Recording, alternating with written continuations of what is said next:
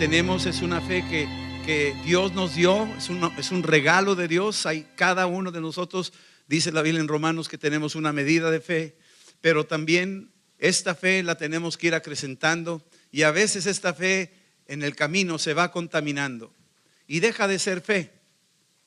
Ya no la activamos, se va envolviendo con muchos razonamientos, con muchos conocimientos, mucha explicación humanista, y pierde de vista el propósito real, el poder que Dios ha depositado en nosotros por medio de su Espíritu Santo. Pero tenemos que ir activando esta fe, mantenerla continuamente, refinándola, librándola de toda la escoria que pudiera ir adquiriendo en el camino, los estorbos y las trampas que hay ahí. Quiero llevarte al libro de Lucas capítulo 4. Y para darte nada más una pequeña explicación, en el capítulo 4 tenemos la historia de cuando Jesús fue bautizado en el río Jordán, que por cierto hoy hay bautizos, ahí les encargo, después de la plática nos vamos allá a la alberca, y los que no se han bautizado obedezcan a Dios. Es importante obedecer a Dios, no dejes esto para otro rato. Cuando te bautizaron de bebito, porque la cultura nuestra así está educada a pensar de esa manera, es una manera equivocada.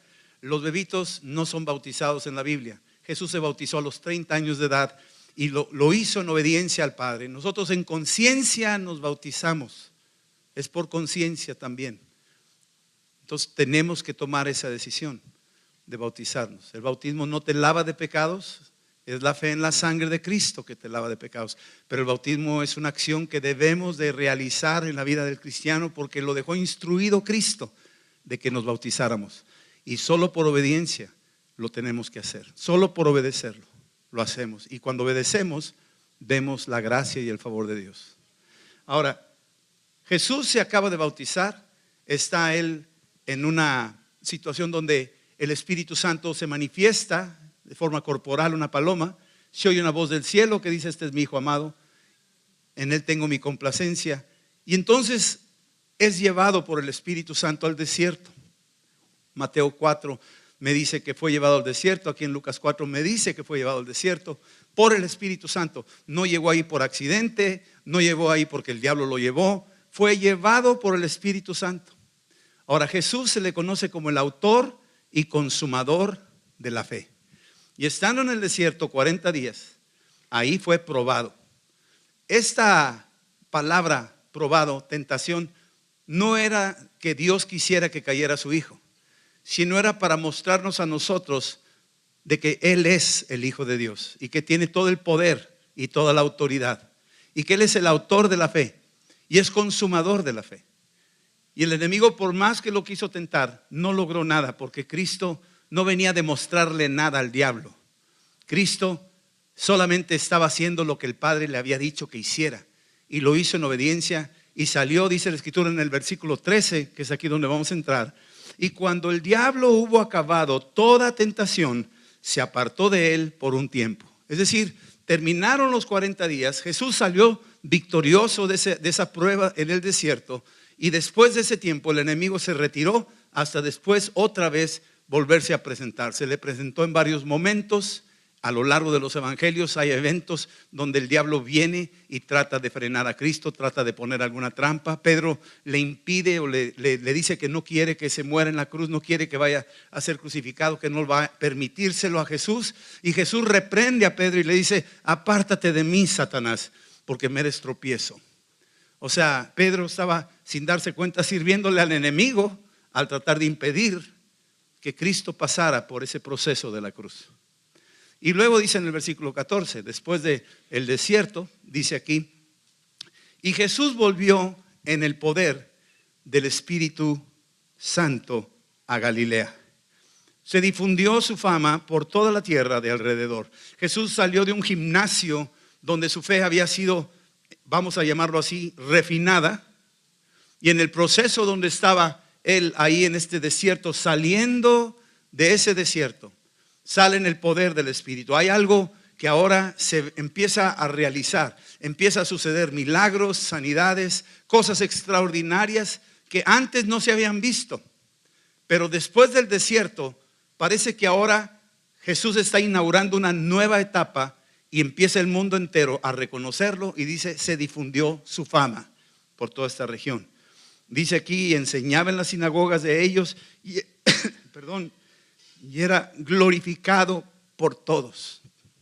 La palabra que salía de su boca era una palabra de poder, una palabra que fundía a los oyentes. No era una palabra como los que le enseñaban de teología, o los que enseñaban muchos conocimientos. Los fariseos estaban limitados, no tenían la unción del Espíritu Santo, ni la fe. Pero Cristo viene, y cuando enseñaban las sinagogas, la gente estaba consternada del poder de la palabra y se conmovía ante el mensaje que Jesucristo estaba anunciando ahí, porque era auténticamente lleno del Espíritu Santo. Y dice aquí versículo 16, que fue a Nazaret, donde él había sido criado. Él nació en Belén, pero sus raíces estaban en Nazaret. Y dice ahí que un día de reposo, o sea, un Shabbat, un sábado, entró en la sinagoga conforme a la costumbre que él tenía desde niño. Iba ahí a la sinagoga, oía la palabra. Siempre había pasado desapercibido. ¿Quién era este niño? Pues nadie le ponía mucha atención. Era un niño que aparentemente por fuera era hijo de José y de María, y no resaltaba mucho que digamos. Sin embargo, él era el Hijo de Dios. Había un secreto familiar. María sabía quién era, porque fue concebido por el Espíritu Santo. José sabía quién era, porque el ángel le dijo, este es el Hijo de Dios. No lo saques, no la rechaces, porque lo que viene aquí es el Salvador del mundo.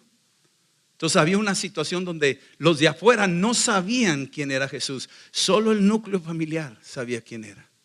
Ni sus hermanos creían en él, porque después tuvo más hermanos, y aún ellos nunca supieron este secreto familiar que había ahí entre José y María. Versículo 17 dice, y se le dio el libro del profeta Isaías. Y habiendo abierto el libro, hay un lugar. Y dice aquí la escritura, empezó a leer la escritura, versículo 18, y nos dice aquí la escritura que empezó a decir Jesús estas palabras, escritas algunos siglos atrás. Dice esto: el Espíritu del Señor está sobre mí, por cuanto me ha ungido para dar buenas nuevas a los pobres. Me ha enviado a sanar a los quebrantados de corazón, a pregonar libertad a los cautivos y vista a los ciegos, y poner en libertad a los oprimidos, y predicar el año agradable del Señor. Esta declaración que está haciendo Jesús empieza a retomar una escritura profética que el profeta Isaías había escrito, inspirado por el Espíritu Santo, que iba a venir el Mesías exactamente con este ministerio, con estas funciones: a pregonar, hablar buenas nuevas a los pobres, sanar quebrantados, pregonar libertad a los cautivos, vista a los ciegos, libertad a los oprimidos, y predicar un año agradable del Señor. Y esta declaración la hace Jesús, y en el versículo 20 Jesús enrolla el libro y se lo dio al ministro que estaba a cargo ahí de la sinagoga, y se sentó, y los ojos de todos en la sinagoga estaban fijos en él. Yo me pregunto de qué manera estaban fijos en él. Algo vieron en Jesús, algo oyeron de su boca que perforó sus corazones, y entonces todo el mundo está viéndolo. Y Jesús dice, comenzó a decirles, versículo 21, hoy se ha cumplido esta escritura delante de ustedes. Imagínate lo que está diciendo Jesús, y los demás que están ahí, fariseos, los sacerdotes, los levitas, están escuchando, y dice Jesús, hoy se ha cumplido esta escritura delante de vosotros. Está diciendo algo muy fuerte, está diciendo, esto que está dicho hoy se cumple. ¿Por qué? Porque yo soy el que está aquí anunciándoselos en vivo y a todo color. Entonces, cuando él dice esto, todos daban buen testimonio de él, y estaban maravillados de las palabras de gracia que salían de su boca, y decían, ¿no es este el hijo de José? O sea, para ellos era, ¿no es este el hijo del carpintero José?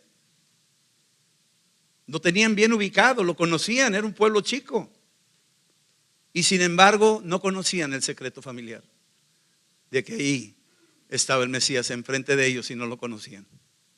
Y entonces Jesús se apresura a decir algo más fuerte, va avanzando, no retiene su proyecto de anunciar algo tan importante. Y dice aquí, les dijo, sin duda me van a decir este refrán, médico, cúrate a ti mismo, como diciendo, ay sí, cómo no, Tú lo que estás diciendo que hoy se cumple en ti, ¿cómo no? Si te conocemos, tú eres hijo de José, tú eres hijo de María, tú eres aquí el carpintero, tú has estado aquí, jugaste canica con nosotros, tirabas piedras en el río con nosotros, te conocemos.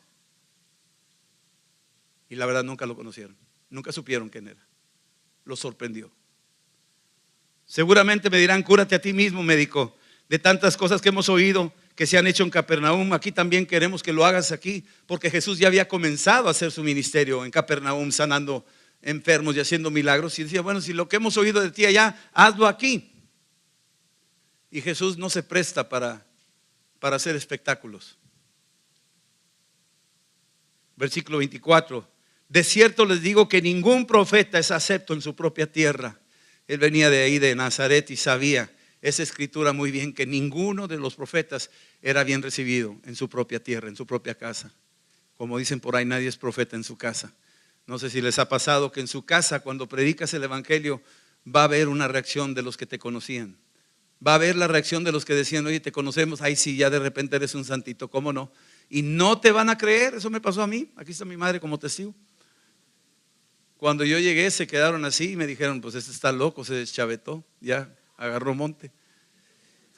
Y yo me empecé a explicarles y no me entendían hasta que me solté llorando, porque no me creían lo que Cristo había hecho en mi vida. Y esta escritura es muy verdadera, y algunos de ustedes la han vivido y algunos de ustedes la van a vivir. Dice aquí, versículo 25, en verdad os digo que muchas viudas había en Israel en los días de Elías, cuando el cielo fue cerrado por 3 años y 6 meses y hubo una gran hambre en toda la tierra. Jesús hace remembranza de un evento que pasó en los tiempos de Elías. Los judíos sabían bien esa historia, conocían las escrituras, y Jesús hace mención de ese evento que había pasado en ese tiempo atrás, que Jesús dice que había una viuda en esa tierra donde no había agua, donde había escasez, ¿sí? Y que Dios hizo algo extraordinario con ella, ¿sí? Dice versículo 26, a ninguna de ellas fue enviada Elías. Elías no fue enviada a las viudas judías. Empieza a romper la idea de que tenían estos sacerdotes, y empieza a mostrarles de que no fue enviada a las viudas judías, sino que fue enviada, dice aquí, fue enviada a una mujer viuda en Sarepta de Sidón. Fue enviada a un territorio gentil. Fue enviada a una viuda gentil que no era judía. Fue enviada a ella. Y con esto no voy a avanzar más en el tema aquí, más que meterme ahora a la historia que ahorita acabamos de tocar. Jesús está preparando el escenario. Les está diciendo, ¿saben qué? Yo he venido a ustedes. Les he venido a decir las cosas que están por suceder. Les he venido a mostrar el reino de los cielos. No lo quieren recibir, me voy a ir a la viuda de Sarepta. Su fe se ha intoxicado de tal manera que se ha endurecido y han resistido y no creen, no quieren refinar su fe. Se quedan con esa fe, no van a avanzar más lejos. Voy a ir a los que quieren refinar su fe. ¿Sí están entendiendo eso? Entonces, si no quieres refinar tu fe en esta mañana, te puedes quedar con ese nivel de fe. Ahí te quedas. Pero si quieres refinar tu fe y quieres que el fuego del Espíritu Santo refine tu fe, vas a tener que abrirte y dejarte hacer lo que Dios quiere hacer en tu vida, y extraordinariamente revolucionar tu fe, refinar tu fe con el fuego de su presencia y llevarte a una altura más alta. Ya hablamos las semanas pasadas sobre plumas nuevas, cómo el águila rompía su pico, rompía sus garras, arrancaba sus plumas duras y viejas para poder subir a niveles más altos. No había otra forma, tenía que hacerlo, era de vida o muerte que lo hiciera. Ya habló Raúl y Michael la semana pasada de cómo la herencia tenía que ser transmitida y cómo Dios les decía, esfuérzate y sé valiente. O sea, acepta el fuego que refina tu fe. Déjate refinar por Dios, porque Dios te quiere llevar a cosas mayores y que tú puedas disfrutar todo lo que Dios tiene para ti en esta vida. Lo tiene Dios para ti en esta vida. Capítulo 17 de Primera de Reyes. Primera de Reyes 17, la historia empieza hablando de un hombre que de repente aparece en el escenario. Ni siquiera no sabemos quiénes eran sus papás, no sabemos mucha información, no sabemos qué escuela fue, no sabemos más que es un Elías el Tisbita. Es todo lo que dice, no me dice mucha información. La escritura es muy escueta, si quieres decir así, de que no me da más luz en cuanto a quién es este Elías. Pero Elías es un tipo del Espíritu Santo, pero a la vez es un personaje, es una persona, es un ser humano como cualquiera de nosotros. Santiago 5:17 dice que Elías era un hombre sujeto a pasiones como cualquiera de nosotros. Era un ser humano, no era como Jesús, que es Dios. Elías era un ser humano. Versículo 1. Entonces Elías Tisbita, que era de los moradores de Galat, habló con Acab. Acab era un rey nefasto, tenía una esposa nefasta, se llamaba Jezabel. Era una mujer controladora, tenía a su marido como un pelele. Y ella desvió el corazón de Israel a los ídolos, a las imágenes, y se levantó un ejército de falsos sacerdotes, falsos profetas que adoraban imágenes de Baal. Hicieron una serie de cosas. Por cierto, destruyeron el templo en Palmira de Baal recientemente, los del ISIS. No sé por qué lo hicieron, pero bueno, Dios los usa también a ellos. Versículo 1 dice: vive Jehová, el Dios de Israel, en cuya presencia estoy. Este hombre vivía en la presencia de Dios, vivía en el fuego de la presencia de Dios. Era un hombre que estaba viviendo una continua refinación de su fe, porque Elías es un hombre de fe, tú lo vas a ver. Dice que él hablaba a la lluvia, él hablaba a las nubes, él hablaba al rocío. Y dice: por mi palabra no va a haber lluvia ni rocío en estos años, sino por mi palabra. Era un hombre que tenía una fe de tal manera que era tan refinada que cuando él hablaba a los elementos se sometían y lo obedecían. Así como Jesús cuando le habló a las olas del mar y les dijo: asosiéguense, y se asosegaron, porque Jesús es el autor de la fe, el consumador de la fe. Y le hablaba a los elementos y los elementos se sometían y obedecían.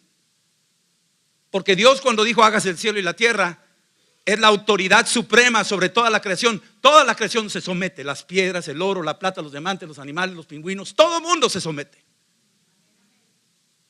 Y entonces Elías era un hombre que le hablaba al rocío y le hablaba a las nubes y le hablaba a lo que sea, y tenía un dominio sobre eso. No por su capricho, no por enseñar un show, impresionar a la gente. No era para la gloria del Señor. Lo vamos a ver ahorita. Pero lo hizo para quebrantar el corazón de Acab y quebrantar el corazón de Jezabel, y mostrarle a Israel de que había un Dios poderoso que respaldaba a un solo hombre llamado Elías, y que con eso hacía que todo el pueblo de Israel volteara arrepentido y se reconciliara con Dios. Así es que lo que hacía Elías era para que toda la gente volteara y refinara su fe en Dios. Versículo 3. Dios le dice a él: apártate de aquí, vuélvete al oriente y escóndete en el arroyo de Querit, que es frente al Jordán. O sea, Dios le empieza a dar instrucciones a Elías, y Elías, si te das cuenta, es como una hoja con el viento. Se deja mover a donde el Espíritu le dice: te vas a ir a Querit. Y así son los hijos de Dios, se mueven a como el Espíritu guía. Este hombre estaba muy sensible a la voz del Espíritu. Le dijo: te vas a ir al arroyo de Querit y ahí te vas a quedar. ¿Sí? Versículo 4. Vas a beber de ese arroyo. Yo les he mandado los cuervos que te den ahí de comer. Imagínate la dimensión de lo que estamos hablando. Esto no es una metáfora, esto es una realidad. Dios le habló a los cuervos. Así como Moisés cuando mandó la plaga de los piojos, Dios mandó a los piojos.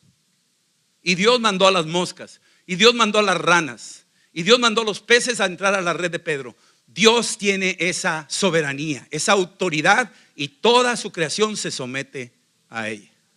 Y los cuervos, increíbles. Imagínate que tienen un cerebro no sé, si lo hablamos en porcentaje, probablemente un 5% de tu cerebro. Y son tan obedientes. Qué increíble, ¿no? Y dice aquí que les dio esa orden. Versículo 5. Y él fue e hizo conforme a la palabra del Señor. Y se fue, obediencia. y vivió junto al arroyo de Querit que está frente al Jordán. Los cuervos le traían pan y carne por la mañana, pan y carne por la tarde, y bebía del arroyo. O sea, yo no sé cuántos pueden decir, yo puedo decir, me ha pasado en mi caminar con el Señor, literalmente, ver cómo Dios ha traído cuervos a mi vida para darme de comer. Dios tocando gente que ni conozco, que traen algo que yo en ese momento necesitaba y llegan en el momento oportuno. Son los cuervos de Dios. Y cuando llegan, mi fe se incrementa, se refina mi fe, porque Dios me muestra que no va a llegar de lo que yo pensaba o como yo creía, sino que a veces Dios te puede sorprender de una forma extravagante, como lo hizo usando cuervos para darle lo que tú necesitas. Y la fe de Elías estaba siendo refinada.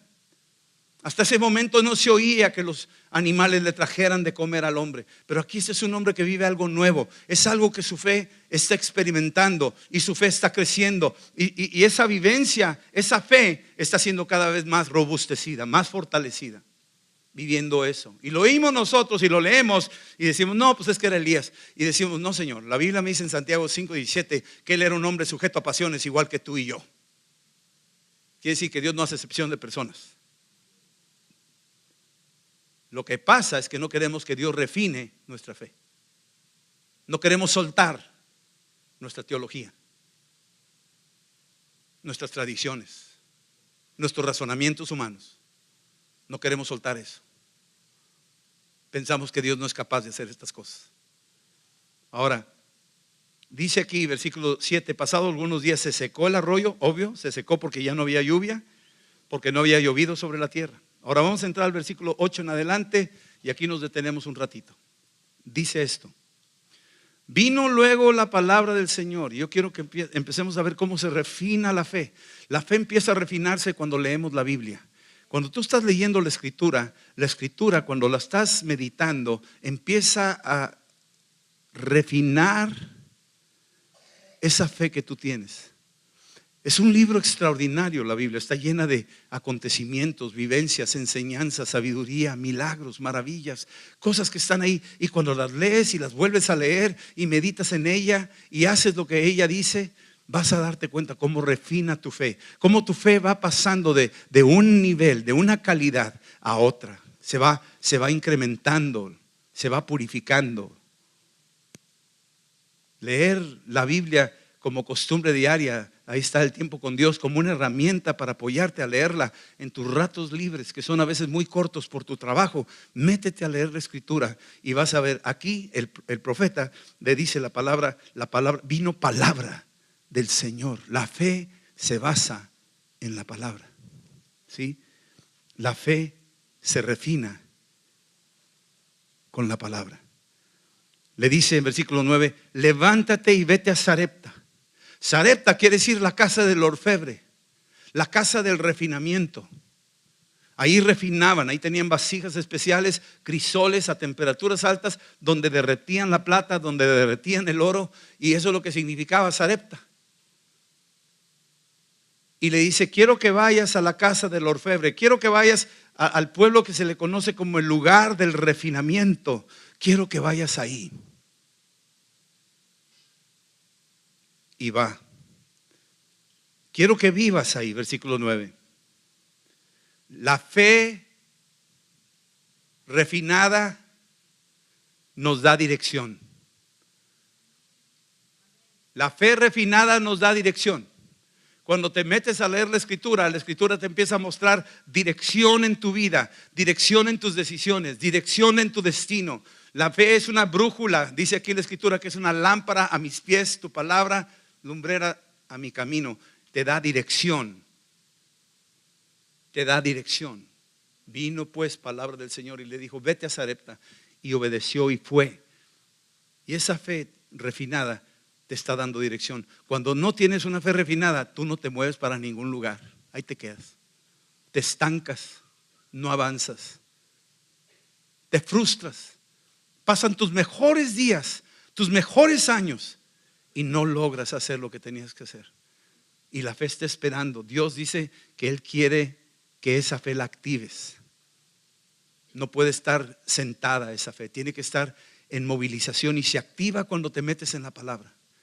Cuando te metes con el Espíritu Santo a oír la voz del Espíritu, esa fe empieza a tomar dirección, empieza a darte dirección en tu vida. Áreas de tu vida que no puedes conquistar, la fe refinada, empieza Dios a mostrarte qué dirección tomar para vencer.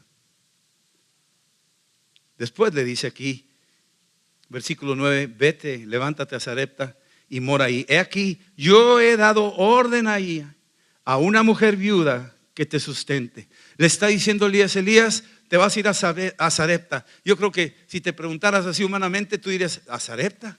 ¿Qué voy a ir a hacer allá? Sarepta es un territorio gentil, ¿yo qué tengo que hacer ahí? Ese es tu primer cuestionamiento. El segundo es, le di órdenes a una viuda. Si así no hay nada, pues una viuda no tiene nada. En aquel entonces las viudas estaban desamparadas totalmente. Y podría pensar mil cosas, sin embargo, Elías va para allá. Pero lo más increíble del asunto es que Dios le mandó un WhatsApp a la viuda. Ya le mandó un WhatsApp. Dijo, va para allá, Elías. Va a llegar un extraño y te va a pedir de comer. Ahí te lo encargo. Y ella lo vio y dijo, ok. Y le manda un WhatsApp a Elías y le dice, Elías, acabo de mandar un copy-paste del WhatsApp que le mandé a aquella. Tú vas a ir allá. Ya está enterada. ¿Cómo le invertimos tiempo y le creemos al WhatsApp, verdad? Yo veo todos ahí, todos así, y ya ni hablan, ni conviven, ni están cocinando con el WhatsApp y le echan más de lo debido o no le meten lo que le tienen que meter y cada quien con su onda y es de veras desconectados. Ojalá así fuera, de todos conectados con el Espíritu Santo así. Todos hablando. ¿Qué pasa? Tranquilo, espérame. Dime, Señor, ¿qué pasó? No me interrumpa, espérame. O sea, que fuéramos un poquito más conectados al WhatsApp celestial, ¿no? Pero aquí estamos muy conectados en el mundo, muy carnales, muy acá. Espérame, y no te lleva a ningún lugar, la verdad. Gran parte del día se nos va. Y dice aquí que ya le di una orden a esta mujer. Es una viuda y le dije que te sustente. ¿Cómo se lo dijo? Pues se lo dijo en algún sueño, se lo dijo en alguna visión. Yo no sé cómo se lo dijo, pero se lo dijo. Entonces Dios conecta la fe de unos con la fe de otros. O sea, Elías tiene una fe y va con ella. Ella tiene otra fe, pero tal vez no tenga la fe suficiente. Y sin embargo el que tiene más fe influye siempre en el que tiene menos fe. Cuidado cuando te juntes con gente que no tiene fe, porque también es contagiosa. Por eso nos conviene siempre juntarnos con los que tienen fe y no oír lo que dicen los que no tienen fe. No los dejes hablar. Júntate con ellos, pero no los dejes hablar. Ten misericordia de ellos, pero no los dejes hablar. Y tú hablas de lo que Dios ha hecho y lo que Dios hizo y dices, no, pero nosotros, espérame, déjame platicar otro testimonio. Fíjate que pasó esto y esto y esto y esto. Sí, pero hasta que ya empieza el otro a reaccionar. Es como oxigenación espiritual. Entonces lo envía a ese lugar y va en obediencia, dice la Escritura, versículo 10. Entonces fue y se levantó y llegó a Sarepta, llegó a la casa del orfebre, llegó al pueblo de la refinación. Y ahí está esta mujer ahí, ¿verdad? Y cuando llegó a la puerta de la ciudad, de aquí una mujer viuda que estaba ahí recogiendo leña y le llamó a Elías y le dijo, te ruego que me traigas un poco de agua en un vaso para que beba. Le está diciendo, oye, yo sé que no ha llovido. No sé en qué año iba, si el segundo año o el tercer año. Dice, te pido de favor que me des agua. Yo digo, imagínate, le está diciendo, dame de tus tesoros, del tesorito que tienes por ahí guardadito. Porque agua no había. Entonces esta mujer guardaba esta agua, era preciosa el agua para ella. Vienen en una zona desértica y le está diciendo, dame agua. No ha llovido, dame agua. Y a veces la fe refinada va a ser retada a que des tu tesoro. ¿Y cuál es tu tesoro? Yo no sé, puede ser tu tiempo, tus talentos. Yo no sé qué tesoro te va a pedir Dios. Algo que tienes tú, algo que no hay. Algo que escasea por todos lados y que tú lo guardas muy tuyo y muy acá y no se lo das a cualquiera, sino más bien piensas en los tuyos y en lo tuyo y en ti. pero viene de afuera alguien y te dice, dame eso que tienes escondido en tu casa, que es muy valioso para ti. Dámelo. Y tú puedes presentarle las excusas que quieras, pero te lo está diciendo. Y ella, como Dios le había dicho, le dio una orden a esta mujer que te diera de comer. Pues ella dice, bueno, la señal fue esa, yo cumplo con la llamada y ya le di al Señor lo que le corresponde a este señor extraño que ni conozco. Le voy a dar su vasito de agua. Yo ya cumplí con eso. Entonces va la mujer muy tranquila. Entonces llega Dios y la fe refinada te va a pedir tu tesoro. Para refinar mi fe, Dios me va a pedir mi tesoro. Para refinar la fe de Abraham, Dios le pidió su tesoro, su hijo. Su único hijo. Era su tesoro. Y le dijo, quiero que me des a tu hijo. Y Abraham dijo sí. Y subió al monte Moría con una fe. Pero en la medida que iba subiendo, su fe se iba refinando. Y cuando llegó al altar donde iba a sacrificar a Isaac, antes de poderlo sacrificar, vino un ángel y le dijo, ya sé que temes a Dios, ya sé que Dios está en tu corazón, que es lo más grande. No le rehusaste darle tu tesoro. Ahora mira al cielo y las estrellas, así va a ser tu descendencia. Mira la arena que está junto al mar, así va a ser tu descendencia. Y bajó Abraham con una fe refinada. Subió con una fe diferente a la que bajó. Bajó con una fe más enriquecida. Y Dios nos puede pedir lo que más amas, lo que más te gusta, lo que tienes ahí escondidito como algo muy tuyo. Y ahí lo tienes y lo acaricias y lo ves y te gusta. Y de repente, cuando menos lo esperes, Dios puede presentarse y decir, ¿me das esto? Cuando Jesús se sentó con la samaritana, le dice a la samaritana, ¿me das de beber? Y la mujer, su tesoro no era el agua, su tesoro era su odio a los judíos. Eso era su tesoro. ¿Cómo tú, siendo judío, me pides a mí agua? Te vas a molar, no te doy nada. Porque judíos y gentiles no nos hablamos. Y empezó ahí guardando su rencor. Ese era su tesoro. Y Jesús se la fue llevando despacito hasta que soltó. Se dio cuenta que no podía seguir pensando de esa manera. Y a veces hay ideas equivocadas que guardamos como tesoros, doctrinas equivocadas que guardamos como tesoros, ideas, venganzas, rencores que guardamos como tesoros. Y los tienes ahí escondidos hasta el día de la venganza, hasta que digas, hasta que se cumpla, hasta que me pidas perdón, hasta que esto, hasta que el otro, y ese es tu tesoro. Pero llega el día donde el Señor dice, oye, ¿me puedes dar ese rencor que traes? ¿Me puedes dar esa venganza que traes? ¿Me puedes dar esa adicción que traes? ¿Me la puedes dar? Y cuando lo hacemos, la fe se refina. Y con todo el dolor del corazón decimos, te lo entrego, Señor. Y la fe se refina.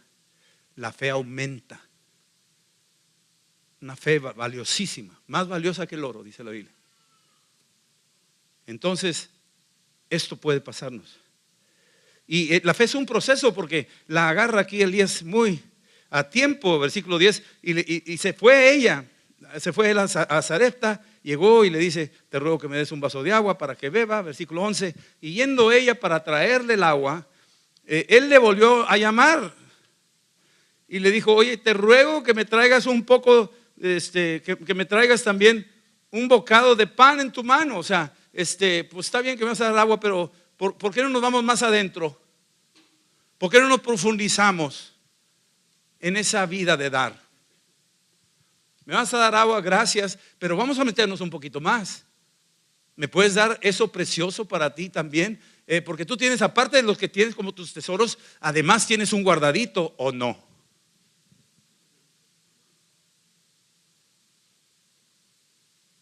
Tienes tus tesoros, está bien, pero tienes tu guardadito. Y el Señor le está diciendo, ¿me puedes dar tu pan? Y cuando ella llega a ese punto, estás hablando de que aumentó la presión. Ella está diciendo, oye, espérame, ya con lo que yo ya cumplí. Yo oí la voz de Dios que me dijo que te diera, pero hasta ahí. Y llega a otro punto más fuerte donde dice, espérame, ya me dices el agua, pero se me puede atorar. Digo, sí, como una torta después. Entonces, pero ¿por qué no me das la torta con agua para que de una vez la combinamos? Como dicen, cuando ofrecen café dicen, ¿y con qué? O sea, pues das café, pero ¿con qué? O sea, pues un panecito, volcancito, algo, ¿no? Entonces es lo mismo, o sea, me vas a dar agua, pero ¿con qué? Pues con un panecito, ¿no? Y como no se le ocurre, él se la pide. Y le dice, oye, te encargo que si me puedes dar también el pan. Y para ella es más presión. Déjame decirte algo. Hay una temperatura donde los metales no se derriten. Los metales no se derriten a 500 grados. El acero no se derrite hasta los 1400 grados. Entonces, tú le pones 500 grados al acero, no se va a derretir. Le pones 800, no se va a derretir. Le pones 1000, no se va a derretir. Ya le metes 1100, 1200, y ya se empieza a cuajar ahí la cosa. Se derrite y empieza a salir toda la mugre, toda la escoria, todas las cosas. Y entonces ya queda líquido el acero y ya queda totalmente disponible para refinarse. En el oro, la plata es lo mismo. Hay ciertas temperaturas que no derriten el oro ni la plata. O sea, ciertas acciones que hacemos nosotros no es suficiente para que la fe nuestra se refine. Pero si ponemos nuestra fe en una situación donde hay mayor presión, donde Dios nos lleva y nos, vamos a decirlo así con todo respeto, nos acorrala, y llegas al punto donde dices, sí, Señor, eso también es tuyo. Entonces, ahora sí ya llegó la temperatura y la fe se derrite y se refina y se le quita la escoria. Es que ahorita vas a ver toda la escoria que traía esta mujer. Fíjate lo que dice. Versículo 12. Le responde, vive Jehová tu Dios, que no tengo pan cocido, solamente un puñado de harina. Tengo una tinaja, un poco de aceite en una vasija. Y yo voy a recoger 2 leños para entrar, prepararlo para mí, para mi hijo, para que lo comamos y nos dejemos morir. O sea, sus argumentos, ¿no? Y la fe refinada no puede refinarse si hay excusas. Las excusas impiden que se refine la fe. Ella tenía muy buenas excusas. Como cualquiera de nosotros que dijera, oye, ¿sabes qué? Yo ya trabajé, ahora me voy a jubilar. Yo ya la hice. Ya me voy a morir, quiero morir tranquilo. Yo ya chambeé, yo ya. No tengo nada que darle al Señor. Ya viví, yo ya trabajé, ya traje para mi familia y yo voy a morirme ya. Pero antes de morirme, pues me voy a jubilar, me voy a retirar y me voy a morir de viejito en algún rincón por ahí. Y acabo de decir que el hermano Wayne, 93 años y sigue dando la mata. Es un hombre que anda buscando, llévenme. ¿Cuándo me invita, hermano? Así, o sea, imagínate, cuando me invita, 93 años, digo, que ese es un hombre que parece de porcelana, si se cae se quiebra, o sea, ¿sí me entiendes esto? Y aún así dice, y cuando me invitan, yo quiero ir a compartir, o sea, dices tú, oye, este no va a acabar nunca. Moisés dijo, no, yo ya acabé, ya tengo mis chivas, mis borregos, ya quedé bien parado con el sacerdote de Madián, tengo hueso ahí bien, ya me casé, ya la hice, ya estoy acá, ni modo, pasó mi oportunidad de Egipto. Y viene a la zarza ardiendo, le dice, Moisés, ¿me das agua? ¿Me das tu torta? Y dice, no, pues yo no sirvo para nada, yo soy tartamudo, yo soy esto, y le empiezas a poner pretextos, y Dios le dice, no, Moisés, espérame, yo tengo todavía para ti aproximadamente 40 años más de vida. Ser tartamudo no es excusa. Ser pobre no es excusa. Ser viejo no es excusa. No tener dinero no es excusa. Tener miedo no es excusa. No es excusa. yo tengo un proyecto para ti. Y Moisés empezó a darse cuenta hasta que Dios lo convenció que tenía que soltar esa agua y tenía que soltar su tesorito y tenía que soltar sus miedos y sus pretextos, y finalmente se dio cuenta y Dios lo usó poderosamente 40 años. ¿Sí estamos entendiendo eso? Entonces es lo mismo aquí. La mujer le presenta excusas aparentemente justificadas, pero no se refina la fe así. Así no, nunca se va a refinar. Tienes que decir: sí, Señor, haz conmigo lo que quieras. Como dijo María cuando le dijo el ángel: tú vas a tener, oye, espérame, pero yo no he conocido varón. Eso no es excusa. Pues ¿cómo va a ser? Eso no es excusa. El Espíritu Santo va a venir sobre ti. Pues no sé cómo va a ser eso. Pues va a venir sobre ti y vas a concebir, y su nombre va a ser Emmanuel. Y ya, hágase conmigo lo que diga el Señor. Se rindió. ¿Y qué fue? Una fe refinada. Entonces aquí pasó lo mismo. Le presenta esto. La presión aumenta, los pretextos de la duda están a la puerta. El miedo, tiene miedo. Versículo 13 le dice Elías: no tengas temor, no tengas temor. La fe quiere crecer, pero el miedo hace que la fe se atrofie. La fe queda engarrotada, no le damos espacio a que extienda sus alas. Estamos dudando, cuestionando cómo le voy a hacer, de qué voy a vivir, cómo voy a comer, y empezamos a presentar quejas. Y el Señor nos lo dice en Mateo 6: busca primero el reino de Dios, busca primero a Dios. Esa fe no es para un carro, esa fe no es para una casa, esa fe no es para conseguir novio, esa fe no es para eso. Esa fe es para conocer a Dios. Muchos creen que la fe que estamos tratando de manejar es impulsarlos a creer para lograr cosas. Ese edificio fue en fe, pero no fue para conseguir un local, no fue para conseguir sillas o el terreno enfrente. Estamos orando, pero no es para tener más territorio, no es para eso. Es para la gloria de Dios, es para que la gente conozca a Cristo, es para que Jesús sea exaltado. Ese es el objetivo, mi amado. Porque estas cosas se van a quedar, son chácharas para el Señor. ¿Sí me entiendes eso? Dios lo que quiere es que enfoques tu fe a Él. El diablo lo que no quiere es que tú descubras que la fe que tienes está enfocada a Él. Y el diablo lo que más odia es que tú lo adores a Cristo y no a Él.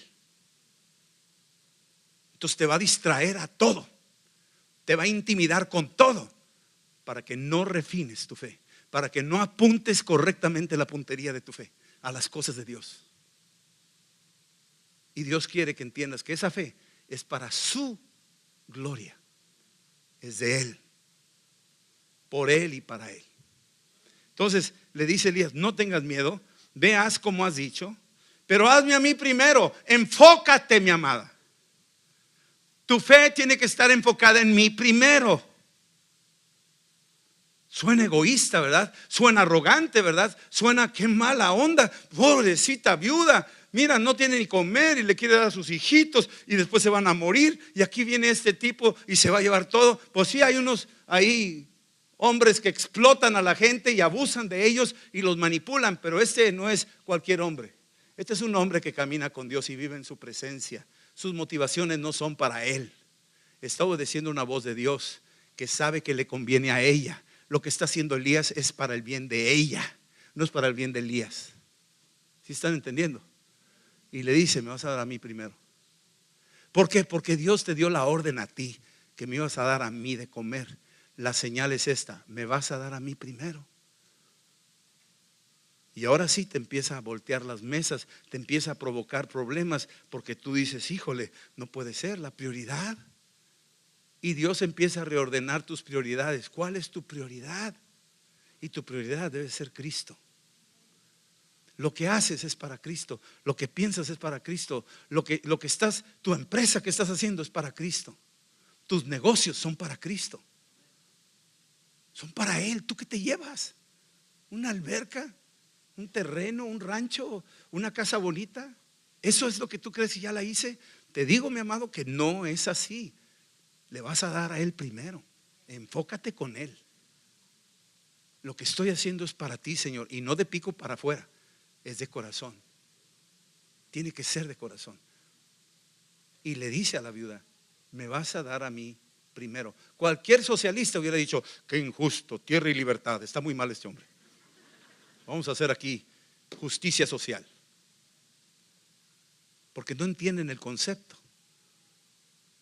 El concepto es, te estoy enfocando a Cristo por tu bien. Es por tu bien. Estoy refinando tu fe por tu bien. Y la mujer le cree. Le cree. Y dice aquí la escritura, no temas, haz como has dicho, pero me haces a mí primero una pequeña torta cocida debajo de la ceniza, tráemela y después, subráyalo, después harás para ti y para tu hijo. Hasta aquí suena una locura, una injusticia, un abuso. Sin embargo, Dios trae algo tremendo. Fíjate lo que dice inmediatamente después. Y la deja sin hablar. Versículo 14.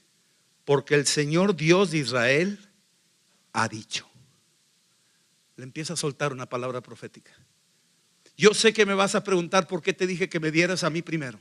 Yo sé que estás luchando y diciendo, pues qué tipo de hombre es este, es un extraño y viene aquí a pisotear mi hogar y mi patrimonio y se va a llevar lo poco que me queda y me va a dejar hambruna y se va a morir mi hijo amado y este hombre ni lo conozco. Dios me dijo que se lo diera, pero ¿cómo se lo voy a dar a él si este hombre está atropellándome? Y antes de que saliera toda la cosa, este Elías es como Jesús. Antes de que saliera la palabra de su boca, ¡pum!, la para inquieto y le da una palabra profética. Porque Dios ha dicho.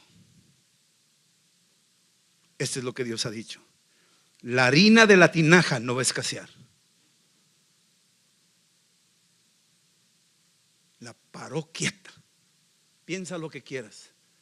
Pero si lo haces, la harina de tu tinaja no va a escasear. Tienes las dos opciones. La harina de tu tinaja no va a escasear. Ni el aceite de tu vasija va a disminuir. Hasta el día en que el Señor haga llover sobre la faz de la tierra. Dios lo dijo y lo está diciendo el profeta. Y cuando el profeta habla y se cumple, ese sí es un verdadero profeta. Y se lo dice. La mujer tenía miedos, tenía dudas y no va a haber nada hasta que no dé el paso. ¿Quién tenía que dar el paso primero? La viuda de Sarepta. La viuda que está en el horno de refinamiento. Bájate del barco, Pedro. Ven y camina. Ven aquí. Lo lógico diría, pues qué puntada, ya vio la cara de bruto que tengo. Desde niño yo sé que cualquiera que se baje el agua se ahoga. Pues qué me viste cara de qué o qué, ¿por qué te burlas de mí? Podría haber dicho. Pero antes de que dijera cualquier cosa, Pedro sabía que había una dimensión de la cual él quería refinar su fe. La fe hasta donde le llegaba era dentro de la barca. Él sabía que hay una fe refinada que va afuera de la barca. Y dijo, Señor, yo quiero ir afuera de la barca. ¿Cómo le hago? Y le dice, Señor, pues haz el ridículo, tírate. Ven. Pero voy a hacer el ridículo, se van a reír de mí. Si le das importancia al que dirán, ahí te quedas. Si le das importancia a la escoria que está contaminando tu fe, que te está atrofiando, que te mete miedo, que te mete duda, que te dice que van a decir de mí los demás, pues yo soy el líder del grupo, entonces me van a jajaja, este es el que. O sea, no. ¿Me crees? Te bajas. Esta es mi palabra, sobre esa vas a caminar. Y se bajó y empezó a caminar. Esa experiencia lo llevó a una fe refinada. Y los demás se quedaron con una fe, con todo respeto, pero no refinada.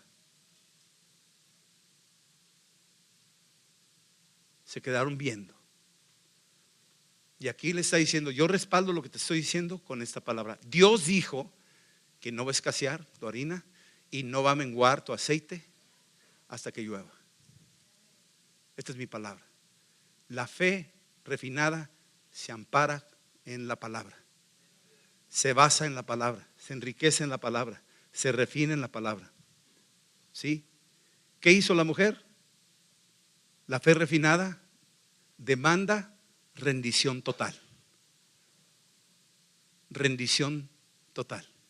Cristo le creyó al Padre de que Él le iba a dar a su Hijo todo todo, todo. Y le creyó. Cuando yo muera en la cruz, Padre, me voy a entregar. Voy a pasar por uno de los umbrales más angostos, más espantosos. Ser humillado por los hombres. Absorber el pecado de la humanidad. Qué precio tan alto. Pero mi fe está a tus pies, Señor. Soy el autor de la fe. Soy el consumador de la fe. Desde la cruz dijo: consumado es. He consumado esta fe, Señor. Te he creído a ti, Señor. Tú me dijiste que lo hiciera y lo hice. Juan 17 dice: tú me pediste esto y yo te lo he complacido, te lo he hecho, te lo he dado. ¿Y qué le dio? Le dio un nombre que es por encima de todo nombre. Es lo que le dio a él. Lo recompensó. Se agradó el Padre en el sacrificio de su Hijo. Nosotros, lo que nos pide Dios no es tanto así. Ya lo hizo Jesús.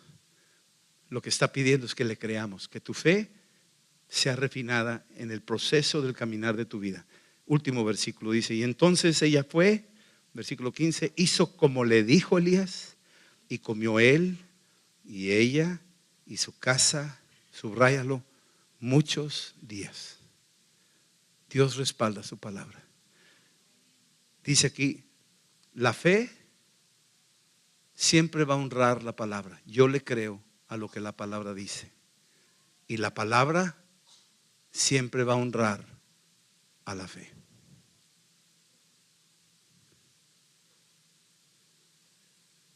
La fe va a honrar la palabra. Le creemos a su palabra. Y la palabra siempre va a respaldar tu fe. Hágase conforme a tu fe. Vamos a ponernos de pie. Terminamos con esto. Necesitamos refinar la fe en un horno de fuego purificado 7 veces. El apóstol Pedro, en la primera de Pedro, quiero que te lleves esta escritura en tu corazón como algo para guardarlo. Yo no sé por qué esta palabra salió o por qué está saliendo el tema de refinar la fe. A lo mejor algunos van a ser refinados en la fe.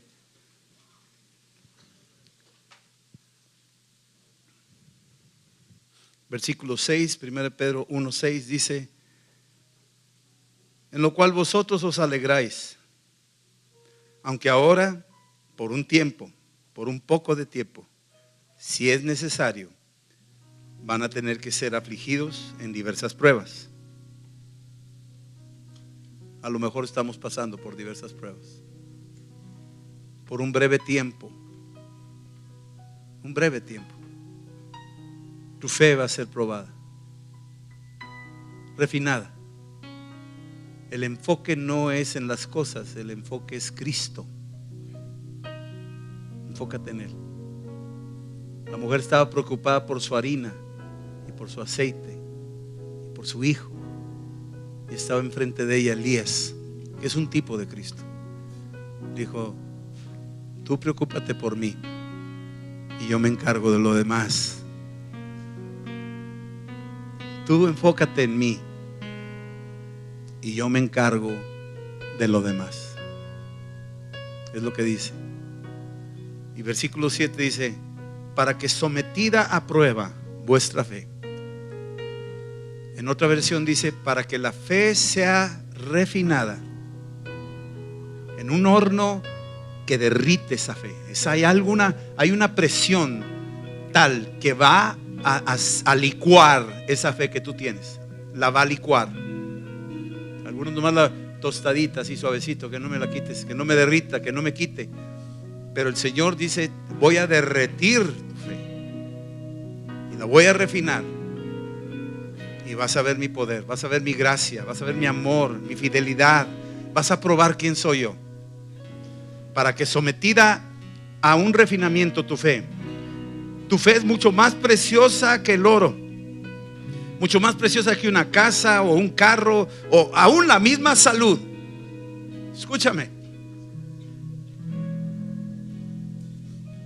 Más precioso de tu tesorito aquí en la tierra, Más precioso que eso.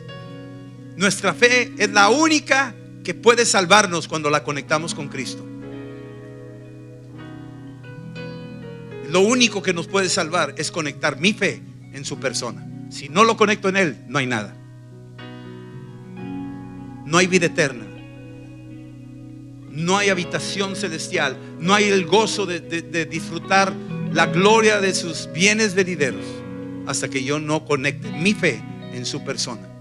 Y nosotros tenemos obstáculos aquí en la tierra que nos impiden, y el diablo no quiere que tú conectes tu fe en la persona de Cristo, pero tiene que estar conectada en la persona de Él. No tengas miedo de nada. Sometida a refinamiento tu fe, que es mucho más preciosa que el oro, aunque el oro es perecedero y se prueba con fuego para purificarlo. Tu fe refinada, cuando llegue el día de encontrarte con Cristo, va a recibir alabanza, va a recibir gloria, va a recibir honra cuando venga Cristo. Porque estuvimos viendo al invisible, porque le creímos a Dios, porque consagramos nuestras vidas, porque lo pusimos en el altar, porque lo amamos a Él por encima de todas las cosas, aún de nuestras propias vidas. Esa fe, Dios dice, esa yo la voy a alabar. Imagínate Cristo alabando la fe que tú tienes. Alabó la fe del centurión que dijo: no he visto mayor fe en toda esta tierra como en este hombre. Alabó la fe de ese hombre, honró la fe de ese hombre. ¿Sí entienden eso? Cuando venga Cristo, Él quiere alabar tu fe en Él. Alabamos. Cierra tus ojos.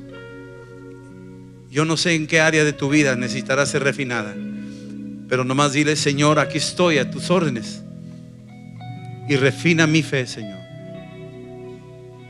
Creo tú.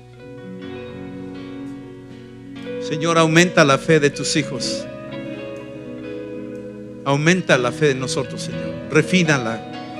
Quita los miedos, las excusas, los pretextos. Ya nos has hablado, pero no del todo hemos obedecido. Algunos tenemos tesoros escondidos. Algunos tenemos algunas áreas muy personales, muy mías. Nadie me las quita, nadie me las toca. Son más importantes que Cristo, son más importantes que Dios. Oh Padre, pero perdónanos, Señor. Hoy ven y toma todo lo que somos, Señor. Todo lo que hay en nosotros, Señor. Nos vaciamos ante ti, Señor. Nos vaciamos ante ti, Jesús. Nos vaciamos ante ti, Señor Jesús. Perdónanos en el nombre de Jesús, porque la palabra dice, oh, tu palabra dice que los que creemos en ti no seremos avergonzados.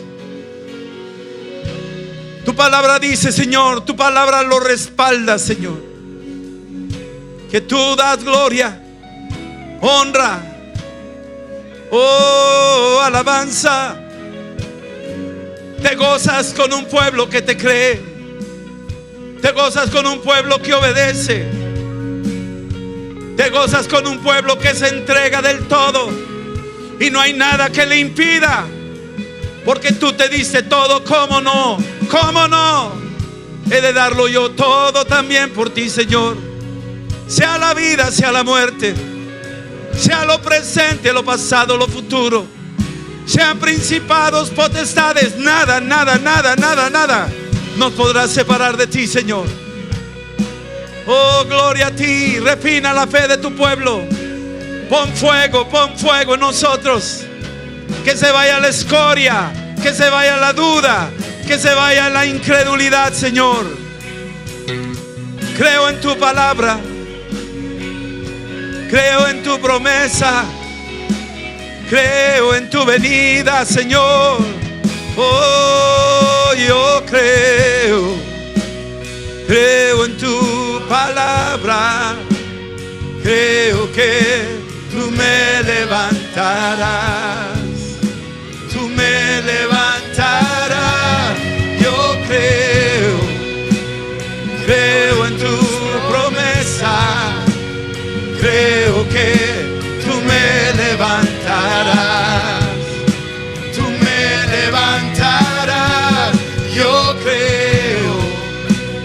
creo en tu venida, creo que tú me levantarás, tú me levantarás. Yo creo en tu palabra, creo que tú me levantarás, tú me levantarás. Yo creo en tus promesas, creo que tú me levantarás, tú me levantarás. Yo creo en tu venida, creo que tú me levantarás, tú me levantarás. Señor, hemos confesado que te creemos. Creemos en tu palabra, en tus promesas, en tu venida. Creemos en ti, Señor. Sigue refinando la fe, Señor, y levanta al caído. Esa viuda dejó de serlo cuando llegó Elías. Ese hijo de la viuda dejó de ser huérfano cuando llegó Elías. Dejaron de tener hambre, dejaron de vivir en la pobreza, porque la gloria de tu espíritu invadió su casa, y contra todo obstáculo obedecieron, y tú los bendijiste. Por muchos días los bendijiste, Señor.